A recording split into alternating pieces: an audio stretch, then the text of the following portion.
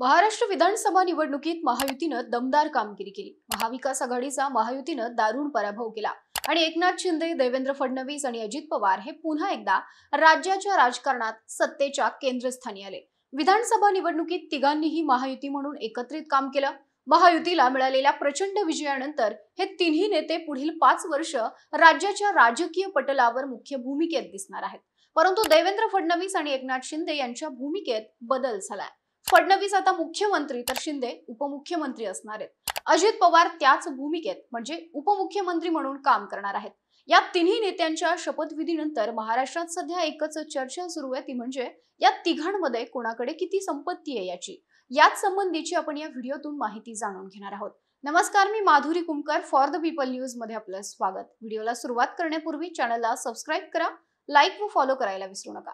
एकनाथ शिंदे यांनी विधानसभा निवडणुकीत निवडणूक अर्जासोबत प्रतिज्ञापत्र सादर केलं होतं। त्यानुसार त्यांच्या संपत्तीत गेल्या पंचवार्षिकपेक्षा अधिकची वाढ दिसून आली आहे। एकनाथ शिंदे यांची जंगम आणि अचल मालमत्ता ही 38 कोटींच्या घरात आहे। 2019 मध्ये त्यांची संपत्ती 11 कोटी रुपये इतकी होती। यावेळी म्हणजे 2024च्या विधानसभा निवडणुकीसाठी त्यांनी सादर केलेल्या शपथपत्रानुसार एकनाथ शिंदे यांच्याकडे 37 कोटी 68 लाख 58,150 रुपये इतकी संपत्ती आहे। गेल्या 5 वर्षांत त्यांच्या संपत्तीत 26 कोटी 11 लाख 85,000 रुपयांची वाढ झाली आहे। एकनाथ शिंदे यांच्यावर 5 कोटी 29 लाख 23,410 रुपयांचं कर्ज आहे, तर त्यांच्या पत्नीवर 9 कोटी 99 लाख 65,988 रुपयांचं कर्ज असल्याचं शपथपत्रात नमूद करण्यात आल्याचं दिसून आलंय।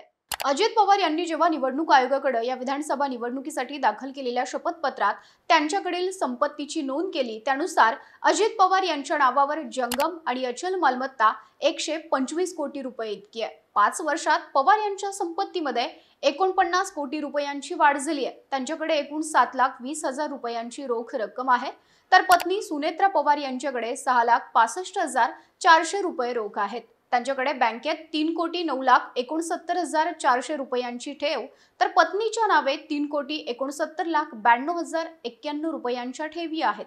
अजित दादांकडे 24 लाख 79,760 रुपयांचे बॉन्ड्स आहेत, तर पत्नी सुनेत्रा पवार यांच्याकडे 14 लाख 99,610 रुपयांचे बॉन्ड्स आहेत।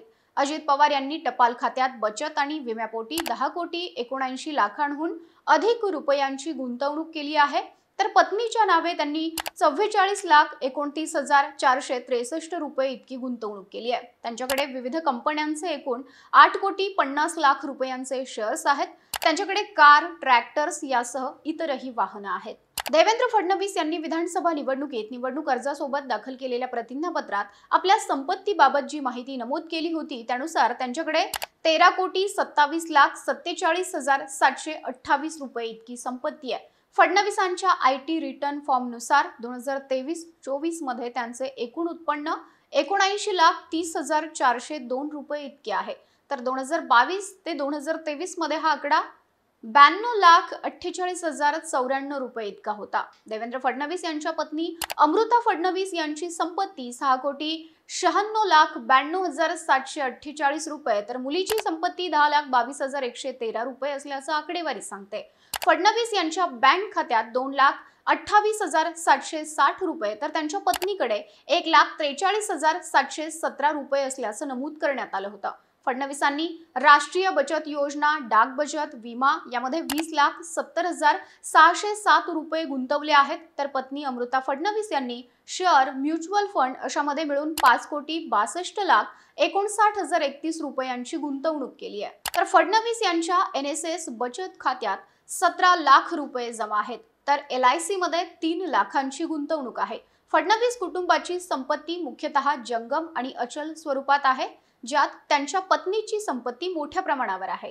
तुम्हाला देवेंद्र फडणवीस, एकनाथ शिंदे आणि अजित पवार या तिन्ही नेत्यांकडे असलेल्या त्यांच्या या संपत्तीबाबत काय वाटतं? तुमचं मत कमेंट करून सांगा। व्हिडिओ आवडल्यास लाईक करा आणि फॉर द पीपलला सबस्क्राइब, लाईक व फॉलो करायला विसरू नका।